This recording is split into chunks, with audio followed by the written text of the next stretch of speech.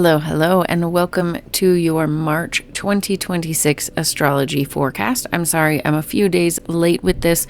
At the end of last week, I did have to go out of town for my other job, the one I actually make money at, and so I am late getting to this, as well as just as I'm sure everyone is feeling, the energy in the collective, the energy in the world right now is a little heavy, and that has definitely been hitting me. And so I have definitely been trying to dive into myself and getting some understanding of the world and my place in the world and all these types of things that has caused me to kind of pull back over the last couple days since I've been back as well.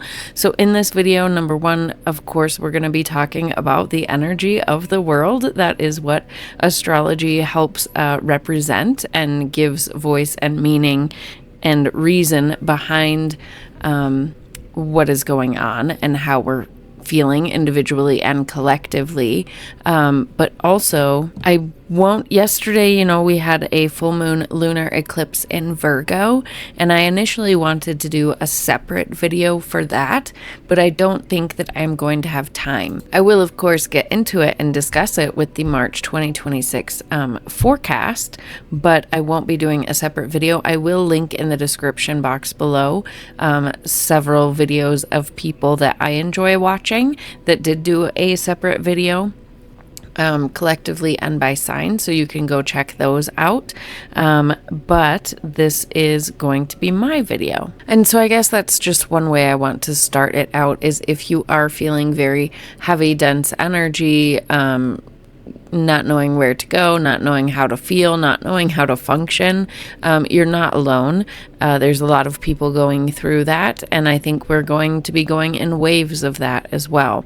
So just want you to let you know that you're not alone in that, and hopefully today's video can provide some type of grounding for you. Yeah, I know that is one of the reasons why I'm here and what I'm meant to do. So if you are new here, hi, my name is Sarah at Life with Training Wheels, where I utilize Western tropical zodiac astrology, whole sign house system, along with tarot and other spiritual health and wellness tools such as singing bowls, tuning forks, pendulums, all different sorts of tools, natural health, all different sorts of things to help you better understand yourself, to help you better understand this world and how to move through it, but mostly to how to take control of your life, take control of your mind, realize that you are in the driver's seat more than you realize, and how to recognize that, how to learn more about yourself, how to see any self-sabotaging behaviors, self-limiting beliefs, victim mentality,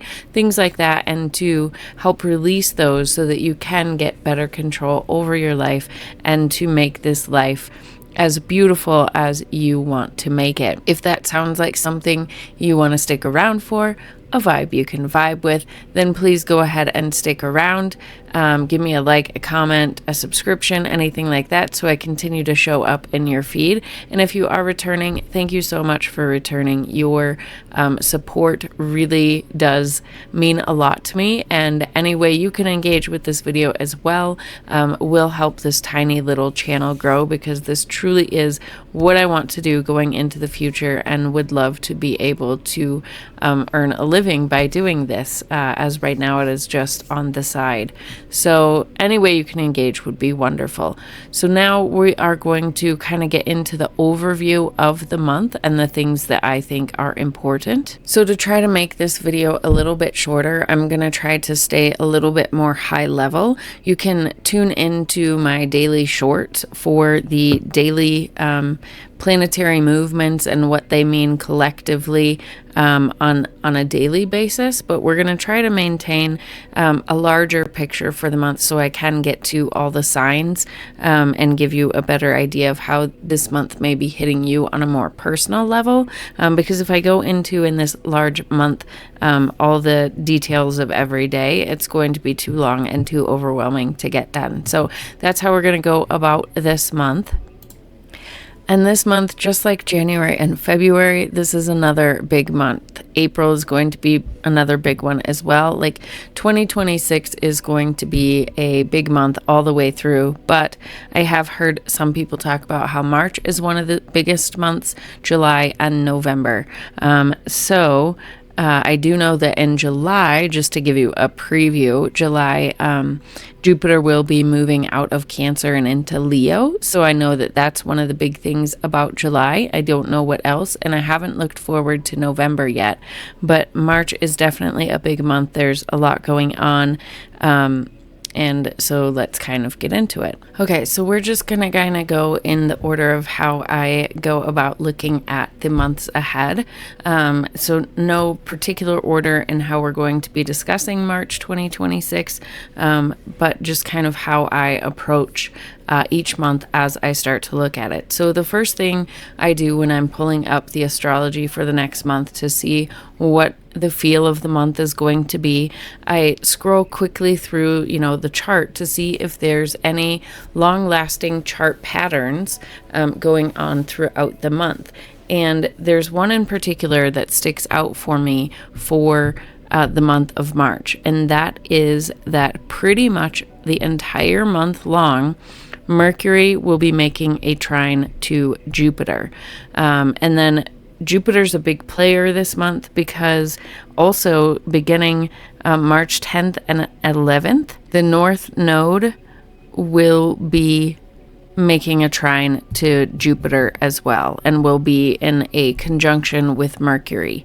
And then from the 13th on, Mars will be making a trine to Jupiter. So Jupiter all month will be having discussions with Mercury, and then the second half of the month it will be talking with the North Node and Mars as well. So this sticks out to me for several reasons. Number one, Jupiter is the traditional ruler of Pisces, which we have a ton of planets in this month, as well as the North Node is still there. So the personal planets are moving. It's Pisces season, right? So the personal planets are moving through Pisces this month, and Jupiter rules that. So having that extra focus on Jupiter seems very significant to me. And then if we just think about like Mercury retrograde trining Jupiter retrograde, so both of those planets are, so this is the other big thing about that. Both of those planets are starting out the month retrograde, and then by the end of the month, both of those planets will be stationing direct. So having those two planets, anytime a planet stations either retrograde or direct, it's a big deal because it's a big energetic shift, right? And so these begin their conversations while they're both retrograde, and then they will both be direct by the end of the month, giving forward momentum. So this first half of the month, this is more like the internal dialogue that's going on, right? So Mercury is in Pisces, and Mercury is our mind, right? Our thought processes, our communication, how we move about our day-to-day, how we organize our day-to-day, the way we take in and express communication, those types of things. And then Jupiter is, expansion, abundance, growth. So and then in Cancer, it is very much emotional and tapping into our intuition and things like that. And I really, I've said in all of my videos that I really feel that one of the things Jupiter in Cancer, because Cancer can also represent ancestry and things like that. So I really feel, and Jupiter is wisdom and can also be law, right? Jupiter, the other sign that it rules is Sagittarius, which can represent law and legal system and justice. So I really feel like this is bringing forth, this discussion between Jupiter in Cancer and Mercury retrograde in Pisces. This, Mercury retrograde in Pisces is calling in this Christ-like consciousness, this universal love, this compassion, having faith that things are going to work out, that things are, even though we don't understand them, that there's something higher to everything that's going on, and just wrestling with those thoughts. That's definitely a lot of the thoughts that I've been having, like, and then with Jupiter retrograde, like, where is the justice? How can we find compassion in this? Having compassion for a lot of people in the world, and wanting justice and accountability to those that cause harm, and just kind of marrying all these things together. And then just, the wanting accountability for the deception, right? Pisces is, Neptune is the other ruler of Pisces, and Neptune and Pisces both, along with that compassion and that universal love and everything, they both also come with a lack of boundaries and deception and things like that. So having this internal dialogue about all the deception, all the stuff going on, all the truths coming to light.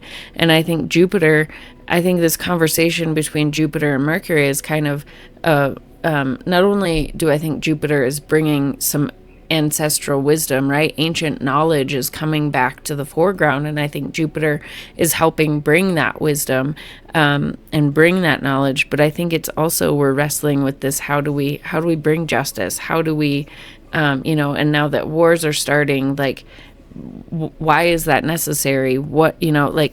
So all of those types of thoughts are going on internally this month first. And I think by the end of the month, when we have kind of all collectively had a chance to kind of sit with this stuff and internalize it and figure out how it feels in our body, and what can we do about it, and just simply wrapping our brains around it, right?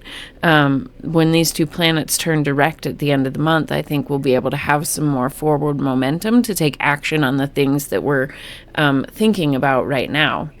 And this Mercury trine Jupiter becomes exact on March 8th. So that's a day potentially to pay attention to, when you might have extra downloads, extra heightened intuition, heightened messages coming to you. So that is a day to pay attention to, March 8th. And then I mentioned, that the North Node, the second half of the month, is in a trine with Jupiter, and that Mars also, the second half of the month, is in a trine with Jupiter. Now, the North Node is never going to make an exact trine with Jupiter this month. It's just in a, it's close enough degree based that it shows up on the charts as a chart pattern. So they are not going to be exact, but they are still having that conversation. And, Jupiter with the North Node being in Pisces, the North Node is where we're supposed to go, right? And I think, we've had a lot of closing out with Saturn and Neptune leaving Pisces. We have been, that's the dissolution of this, or the dissolvement of the structures and those things. And so we're in a lot of uncertainty right now. And the North Node remaining in Pisces is a big indication to me that we are meant, as these things crumble, as ways of life crumble, we are meant to hold on to the faith. Hold on to the faith that this is the way it's meant to be, that there's, light at the end of the tunnel, and to trust, to let go of needing to know how everything is going to work out, and maintain that trust and that faith and that optimism that everything is somehow working for the best. And we're meant to hold on to that, and meant to hold on through the chaos, right?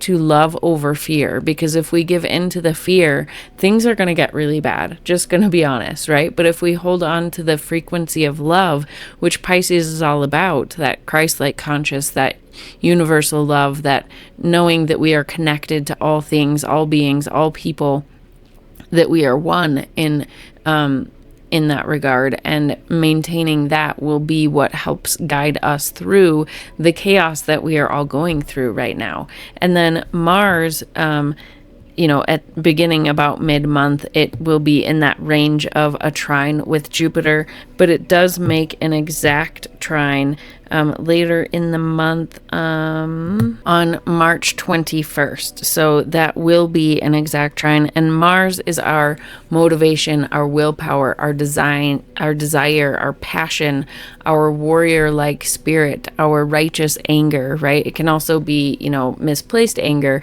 but hopefully we will channel more of a righteous anger. But so that is going to give us the motivation, especially once Mercury and Jupiter both turn direct, which this Mars trine Jupiter does right after. We have Jupiter turning direct on March 10th, Mercury will be stationing direct on March 20th, and then March 21st, we have Mars making that exact trine to Jupiter. So as soon as Mercury and Jupiter turn direct, that energetic shift will happen, and then we'll also have Mars, our willpower, our motivation, engaging with those planets to help move us and propel us forward. The other couple interesting things happening with Jupiter is the Sun will be making a trine to Jupiter, so just shining a light, highlighting perhaps more truths coming to the surface, or that could be, you know, in the collective, there could be powerful people, Sun leaders,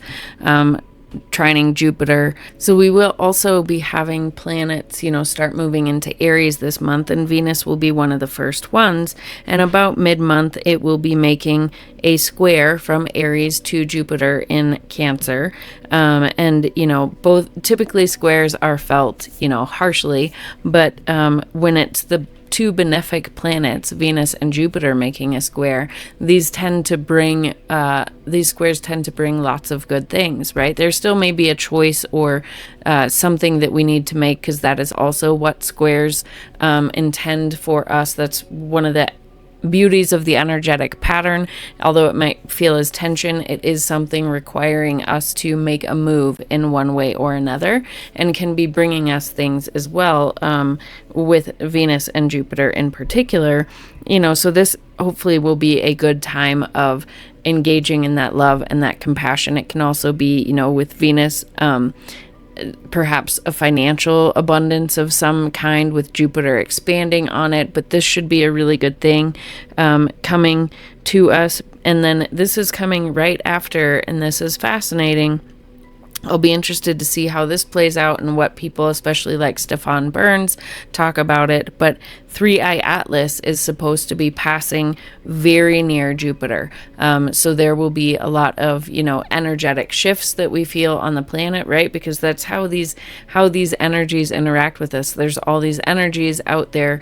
You know, these planets have energy, and that energy filters down to us, and then we embody it in some way, right? And so this 3i Atlas passing very near Jupiter, I'm not sure what that's going to bring. Perhaps, you know, with Jupiter being the planet of wisdom and ancient wisdom and things like that, and bringing forth information, as well as Jupiter being an arbiter of the law and justice and things like that, maybe 3i Atlas is bringing some more information into our collective awareness, bringing perhaps justice into our collective awareness. Perhaps, you know, there's been a lot of additional talk about Trump perhaps releasing information about more aliens. Perhaps that is this information coming, and there's all different sorts of theories about what these aliens could be. Could they be demons? Could they be angels? You know, could we find out that they've been here the whole time? Like, there's so many different theories, and I'm really actually open to all of those ideas.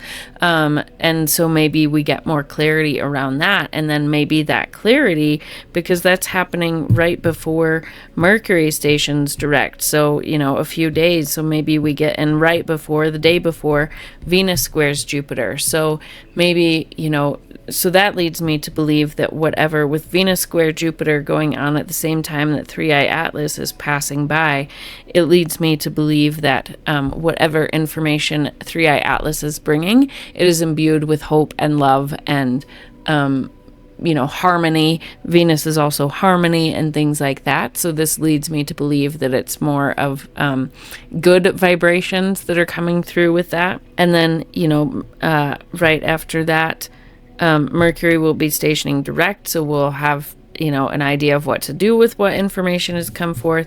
And then Mars trines Jupiter, so we'll really get to start actively engaging with whatever we've been internally processing this month.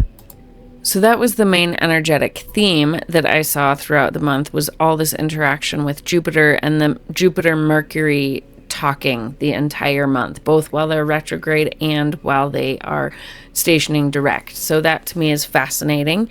And then, so a lot of mental activity, right? A lot of knowledge and hopefully a lot of justice coming through. Also, just to note, Jupiter in Cancer, Cancer does represent home and boundaries and things like that. So, you know, I think we are seeing a lot of that right now in the world with borders and things of that nature, right? Like Jupiter, Cancer, the Cancer energy wants to protect the home, whether that's our emotional safety, our personal residence, or our countries, right? And so we definitely see a lot of that in the world with Jupiter wanting to abundantly protect its borders. And Jupiter is retrograde right now, right? So once it turns direct, I don't know what that is going to mean as far as that. Maybe, you know, with this Venus square, maybe we'll see more balance and equilibrium and a settling of things going on. Maybe we won't feel the need so much to protect or something along those lines. I'm not sure. But certainly I feel like at least, and I'm not necessarily into making predictions or anything like that. This is just coming off the top of my head, but knowing that Jupiter will be leaving Cancer in July, perhaps that might be when things cool down in the collective as far as the war machine and things like that, but we shall see. Hopefully much before then, but again, I have no idea. I will be linking a video below. One of the astrologers I do follow does do a lot of world politics and things like that, so I will be linking one of her videos below. I'll make note of that so you can check that out. I haven't listened to hers yet, but it's always, I do enjoy listening to her. And then one last thing I'll say about Jupiter, because after I look at chart patterns, the next thing that I always look at is I look to see if there are any planets that are not moving more than 1 degree the entire month. And this month we have 2. It is Jupiter, which is staying in the 16 degree or 15, but for Sabian symbol purposes, you round up the degree. So Jupiter and Pluto are only moving about half a degree all month long. So then I look to the Sabian symbols to get kind of, I feel like whenever something is stationary like that, we're meant collectively to kind of work and engage with whatever lesson that planet is trying to teach us. So let's go ahead and see what Jupiter is trying to teach us this month. So there are many sites that you can go to get a little bit, like the base Sabian symbol is the same, but some of the interpretations are a little bit different or just expressed differently. And I like James Burgess the best, that site. So if we look at Cancer 16 degrees, and remember Jupiter is, as we're reading through this, remember that Jupiter represents wisdom and abundance and growth and awareness and opportunities and justice and things like that. So as we're reading through this, kind of understand that this is the lens, Jupiter is the lens through which this Sabian symbol is being expressed and wanting us to learn through. So this is a man before a square with a manuscript roll before him. So profound self-understanding. We need to learn how to understand, acknowledge, and willingly embrace all the various parts of our nature. Repeatedly throughout life, we are placed in a position of choice and decision. According to our degree of realized wisdom, we will see this as a conflict between this and that, or an opportunity to learn how to integrate opposites as this and that. A mandala, based on the all-enclosing image of a square, suggests inclusivity, in contrast to the cross that indicates division and separation. Eastern philosophy leans toward integration through meditation or on unity. So Rudyard, a man studying a mandala in front of him with the help of a very ancient book.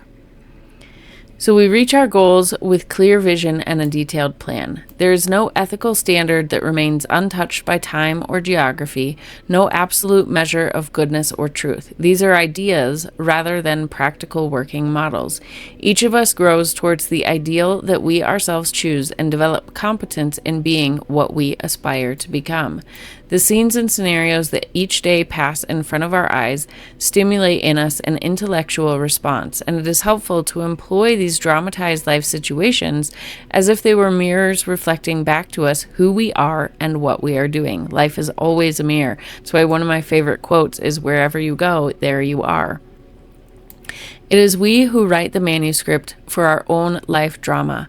As directors, we express our feelings about what we value, and as actors, we dramatize these feelings. A masterly actress is convincing because she is convinced. She gives herself, body, and soul profoundly to her performance. Yet from time to time, it is wise to detach ourselves from our current involvements. We need to look again at the script and realistically examine whether we are keeping to it, lest we lose the plot. Against this plan, we check how well we are doing by gazing into the mirror of life. Personal control stems from clear vision focused by a specific detailed plan of intention. Without a disciplined goal, a person is as unlikely to reach safe harbor as a ship with no rudder.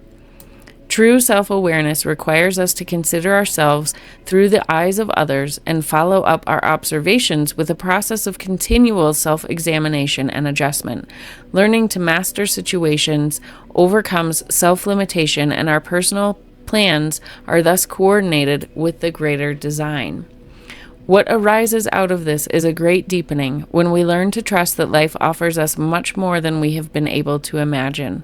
However profound life may be in its scripted form, typically the deeper profundity of personal experience is reached by serendipity when we go beyond into unscripted realms of spontaneity. Really, really beautiful. And I feel every bit of this. And I feel as though not only are we learning this month, but learning this month is going, as these planets are retrograde and we're really integrating and things like that, realizing that we have a choice here. We just need to figure out how to act on it and what to do about it. I really feel that this is going to be helpful and a necessary lesson, this looking into ourselves and realizing that we can master our own destiny. This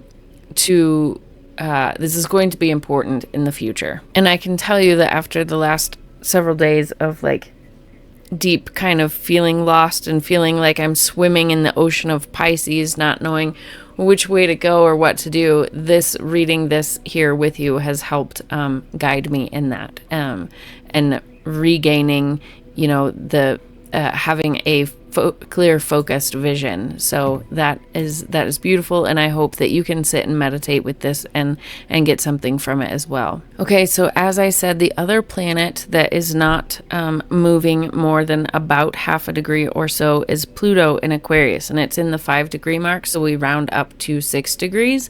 And just looking at the title, I feel like this is going to kind of marry the 16 degrees of Cancer very well.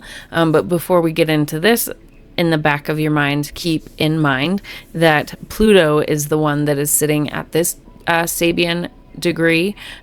So, Pluto is the planet of transformation, going into the dark, shining light on the dark things to bring them to awareness.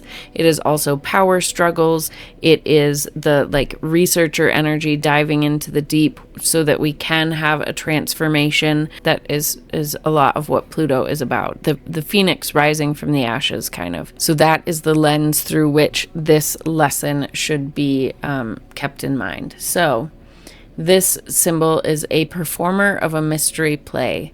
Our roles as agencies of higher forces. Not only do we live out our human lives in simple workaday ways, but we also serve the function of bringing higher mysteries to earth. channeling ancient archetypes in your own unique fashion. Today, we still see acted out the old rituals that bind a group into awareness of ancient archetypes, from Mardi Gras to Easter parades, Father Christmas to Halloween pumpkin monsters.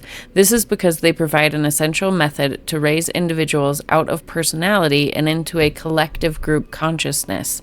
It is how we learn to surrender self to transpersonal realities with the attendant remembering of the awareness of our larger responsibilities. A masked figure performs ritualistic acts in a mystery play. So awareness brings the subtlety that shows grace in being and relating. Shakespeare reminds us that all the world's a stage. Aren't we all feeling that?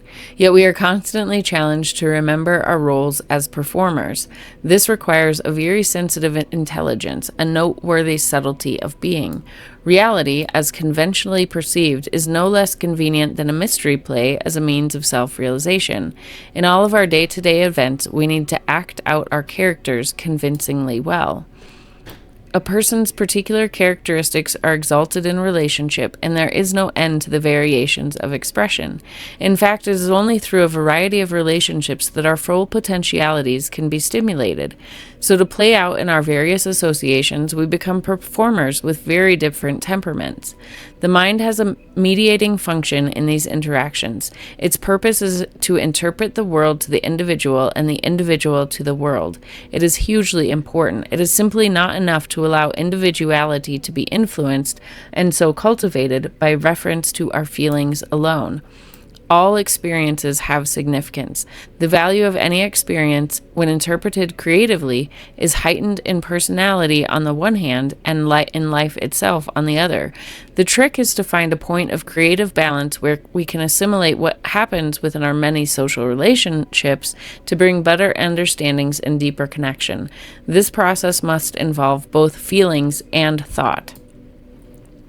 With such awareness, we win the gift of enacting deeper, more meaningful opportunities within the realms of human potential. We start to understand the real and subtle motivations that drive us, why we do what we do, want what we want, and fear what we fear.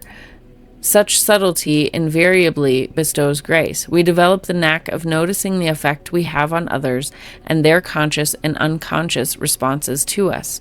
There can be a tendency to lack practicality and all too frequently to be teased by the seductive pull of self-mystification. This is to be minimized because too much self-analysis can surreptitiously lead us towards distress, and if we become lost in the fascination of self, we lose the power to act spontaneously with full commitment. This is beautiful as well, and I might have to sit with this one for a while as well, meditate on it, but it is, talking about how we as individuals need to learn about ourselves, but not get so focused on that we forget to see how we affect the world around us as well, and to play our part, but to play it well, to not get too self-absorbed in learning and our fascination with ourselves and things like that, but to go out and experience the world with spontaneity as well, right? And that's something that astrology can help with too, honestly, is it's kind of like we have the roadmap of this mystery play, right? Like the energetic shifts that are guiding us and like our life plan and purpose and things like that we can see in the chart, but to realize that there is this interaction with the world as well, right? Like we have what we're here meant to do, but we're meant to engage with the world and to bring that to the world, and it's this conversation back and forth, and the awareness of that is important. So both of these are big and huge, and definitely what we're going through right now. All right, so the next big thing I noticed about March is it is another month for a lot of conjunctions. There are 8 conjunctions going on this month. Some are a bigger deal than others, so I'll just quickly run through what they are. So we will have the Sun making a conjunction to Mercury retrograde. So this will be, focusing our attention and where we're going, like our being, our soul will be kind of combining with the mind and really shining a light on our thought processes, our our communication, how we're taking in information, things like that. That's something that with that conjunction we're really going to be focused on, and perhaps we'll have some aha moments in that with Mercury being retrograde we'll get a chance to integrate. Perhaps there's limiting beliefs or things like that coming up, or just sudden awareness of our communication patterns, or anything like that, or awareness of how we're engaging with media and if it's healthy for us or not. Mars will be making a conjunction to the North Node. In February, the rest of the personal planets made the conjunction with the North Node, kind of keeping us, guided on the true path, keeping us connected to where we're going and to that trusting in the higher purpose of things. And now we have Mars making a conjunction there this month, keeping, our willpower and our motivation and perhaps our anger and things like that in check, and make sure that it's righteous and not just an emotional overpouring that we can't control, right? Like having it be righteous anger based in love and compassion at the root of it, and things like that, keeping our motivation and our willpower and those harder emotions, our desire to fight, keeping it aligned with good intent, basically, is how I'm feeling that one. And then Mars and Mercury retrograde are also going to be making a conjunction.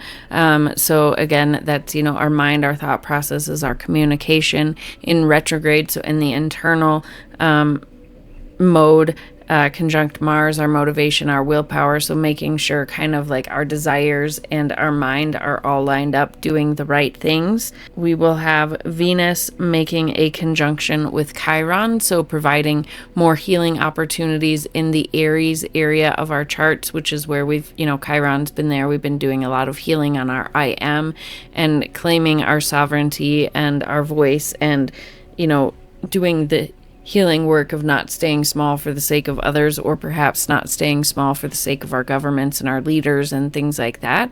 I'm feeling that kind of as a lesson coming forward as well. And then I believe this is a pretty big deal too, because Saturn and Neptune at the 0 degree point of Aries is a big deal, which we discussed in February's. Like, this is the birthing point. This is where the old structures are falling and the new structures are coming into place, and where I feel like we are being the leaders and being guided to lead, to change the world, to change how it has been for the last thousands of years. And we are seeding and birthing a new way of life going forward for the next thousands of years. That moment in February was that pivotal. And this month we have Venus, the planet of finances and resources and material possessions and relationships and balance and harmony and beauty, making a conjunction to both Neptune and Saturn. So giving us birthing new, right? Because when planets are conjunct, it's setting a new cycle and birthing new things. So birthing, with Neptune, the ideas and the compassion and the love, like bringing more love to the equation, more financial abundance perhaps, and new ideas of ways to make money, or ways to trade, or ways to earn skills, and a way to beautify our world, right? And then conjunct Saturn, how to make that a reality. So I think that Venus making, the first conjunction to Neptune and Aries, or to Neptune and Saturn in Aries, I think that's a beautiful way to start it, right? To bring in the financial aspect and the relational aspect and the balance and the harmony and the beauty. Start there. And then from there, the Sun is going to be making a conjunction with Neptune and Saturn in Aries. And the Sun is our ego, our vitality. It's who we're here meant to be. So coming in with Venus first, and then coming in with our Sun, shining a light on how we can better embody what we are trying to accomplish, what we're meant to be doing with this energy. And then just like every month, we have full and new moons. So this month is starting out yesterday with a full moon lunar eclipse in Virgo, and this was a blood moon. I don't know if you got a chance to go out and see it. I did. I took a photo of it. It was a pretty spectacular sight to see, but I do have this one up on the screen. We'll just talk about it really quick. So eclipses are a big deal, right? Eclipses are fated, can bring fated events. It's a turning point for us collectively as well as individually. Sometimes when you have eclipse energy hitting your chart in a really profound way, it can really, catapult your life in a new direction or something like that. And really if the moon is the full or new moon is engaging with either the south node or north node, that puts the flare on what type of eclipse and what type of energy this is going to be. And this full moon is conjunct the south node and Virgo. And this is the last, although there will be another Virgo eclipse next February, this is the last one where both the moon and the node is in Virgo. Next year, when we have another eclipse in Virgo, the node will have moved into Leo. So this is like the last eclipse that is pure Virgoan energy, right? And full moons are both a time of harvest, of like giving gratitude. It's things showing up. It is the seeds we've planted either 2 weeks ago or 6 months ago coming to fruition. So so things can show up in that regard, but it's also a time for us to be like, okay, now that is here, now that harvest has come into abundance, what do I need to weed out? What do I need to let go of so that I can start to prepare for the next seed planting, the next growth cycle, right? I can continue growing in my highest and best good as a person.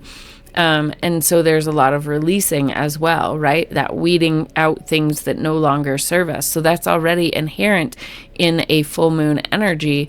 And then you pair with it the south node, which is all about release as well. South node can also bring things. It can bring like ancient, or not ancient, but like past things can come back around that maybe we need to deal with or engage with. Like past knowledge can come back and we'll now have a new way of engaging with it or something like that. But more often than not, it's that we need to let go of something. And so individually and collectively, we are being asked to let go of the Virgo themes of needing to know everything right now, needing to know all the right buckets that things are falling into, needing to be able to taste it, touch it, smell it, feel it, needing to be able to organize things within our minds and know all the details of how things are going to work out. Like that's just not the world that we're living in right now.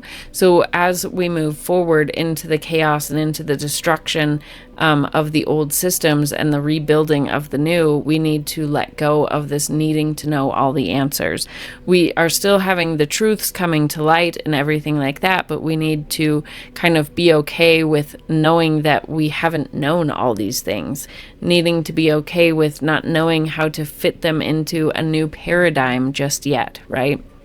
Because we're all going through major paradigm shifts right now. And so on the opposite side, we have all this energy over here in Pisces, these personal planets. We have Mars, we have the North Node, we have the Sun, we have Mercury retrograde, and we have Venus at the point of this lunar eclipse, reminding us to, have the faith, to be in that compassionate energy, that Christ-like consciousness of having compassion, especially knowing that, there's a lot of us that with a lot of the truths that have come out, that us conspiracy theorists have been aware to a lot of this stuff for a really long time.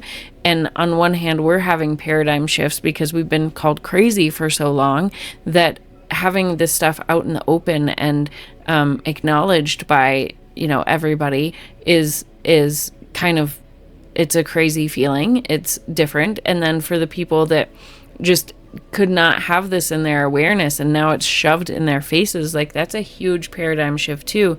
So being willing to have this compassion and to rely on this compassion for all people at whatever stage they're in, because this is a lot.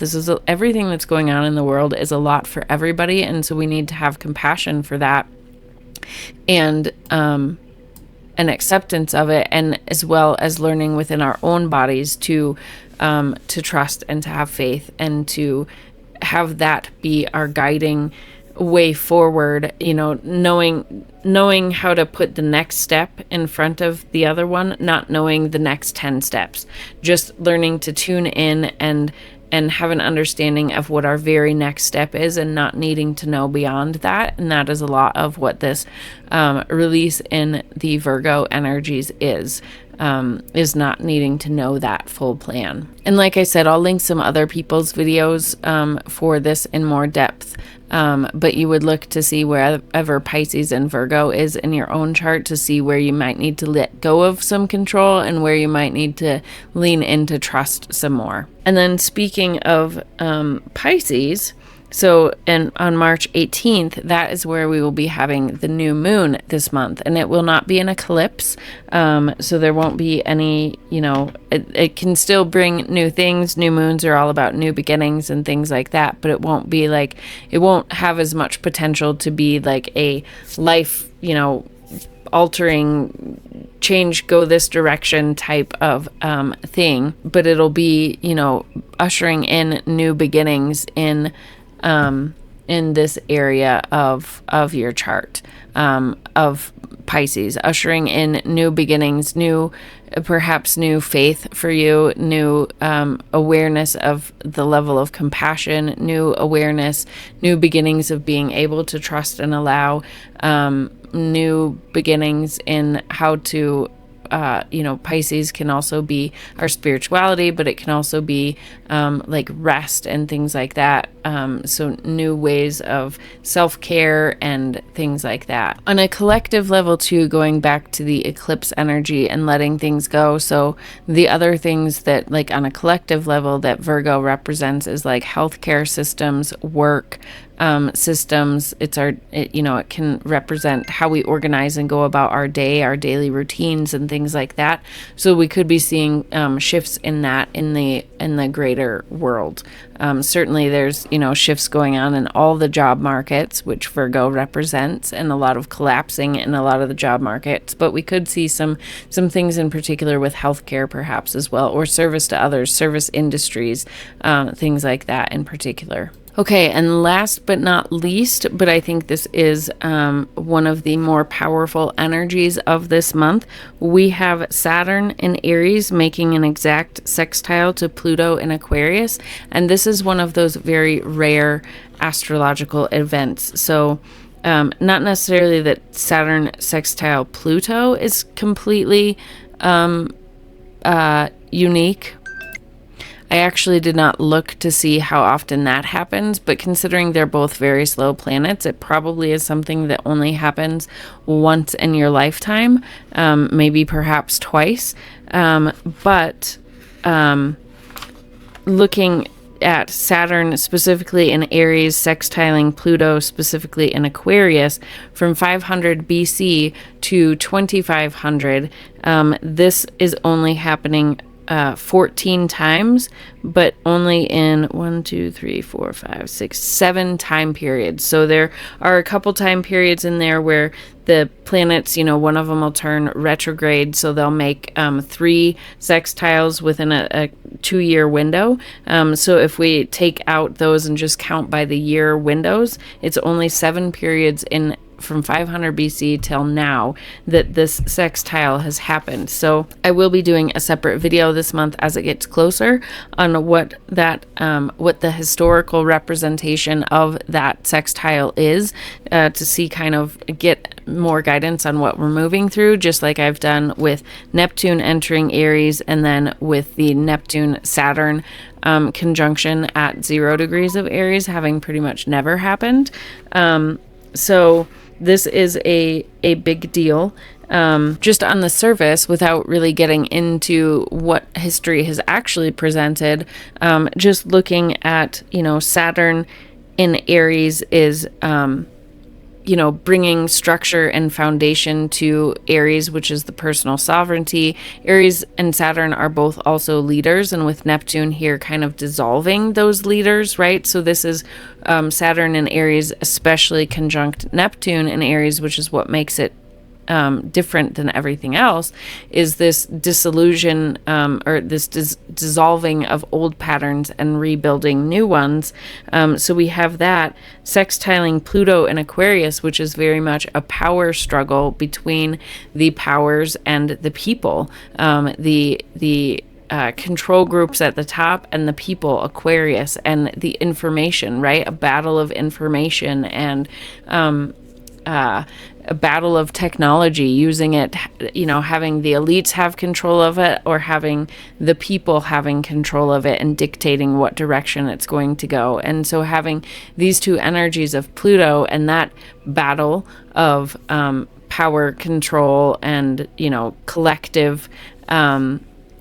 collective utilization, the collective coming together, things like that, sextile in a supportive position with Saturn and Aries. So I think that this is, sextiles are I kind of am being called, how I've learned astrology is that sextiles and trines are good and squares and stuff are bad. And I don't necessarily see it that way. I see it as whoever is consciously utilizing this energy and how they're utilizing it, right? The elites and the power structures at the top can utilize this sextile. A sextile energy is a supportive energy, right? So with Saturn and Aries, these leaders could really dig in and try to hold on to the power, to their leadership roles, and to the control of the technology, and to control of the people and control of the masses.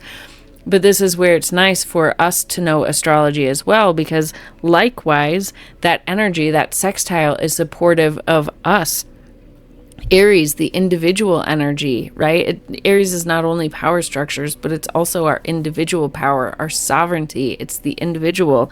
And Saturn is building structures based on our own sovereignty, sextiling Pluto, us regaining control from the top and bringing that control into the collective, bringing technology into our benefit, not the benefit of the few at the top, right? So that's kind of where the astrology can be helpful for both them and us. And if we don't know, that's why I like utilizing it as a tool, is because if we don't have any idea what they're doing, and you can be certain that they're using this type of knowledge and everything to guide them and to be like, oh, well, this is an easy time, right, to hold on to this control. But if we understand that and we know that, then we have a better chance of pushing it back in a way that is good, that is in our highest and best good, and in the highest and best good with the divine spirit, God, the universe, whatever, because I don't think that we are meant to be controlled and have this much evil, and so we need to know how to combat it, and this is one way we gain that knowledge and learn how to empower ourselves in that. But I will be doing, like I said, a video on that. And so that is really it for the collective astrology. I am going to do by sign as well, but they will be much shorter, condensed, hopefully, versions so that I can get them all out. But in the meantime, you can look, I have a video in the description box below of how to pull up your own natal chart, and you can kind of lay this chart, or, lay this information of where all this is going over your chart to see what houses, what areas of life this will be all of this will be affecting you. Like, where is Jupiter and Mercury? Where is Cancer and Pisces in your chart? That's where you're going to have a lot of that Jupiter Mercury energy of trying to figure all that stuff out. And where's the Virgo energy? So understanding where all these energies are in your chart, and the Aries energy, this will help you understand what areas of your life are being heavily focused on right now, and just kind of gives, even if that's all the information that you have, is kind of an understanding of what the houses mean and where the energy is focused for the month, you can kind of get confirmation, basically, of what you're feeling and what you're going through, and what areas of your life you're feeling are really being impacted. And if nothing else, that can just give peace of mind that yes, you are feeling this energy in a way that is aligned with the lessons that you're supposed to be learning and growing through right now. So if this is, if you've enjoyed this astrology talk, please comment below. Comment with how you are feeling the energy, if you're excited, if you have been just overwhelmed and kind of have had to take a step back, not knowing how to move forward. Just give me a comment below with how you're feeling all of this and what you're feeling about it and what maybe you liked or didn't like about this video. Just any way you can engage and let me know how I can serve you better. I would greatly appreciate it. Again, any way you engage does help this tiny channel grow, and I really want to be of service to you both now and in the future to come. And if I can turn this into a career, that would be super fantastic. Anyway, I hope you have a great month, and I will see you back here next month and see you back here for my next video.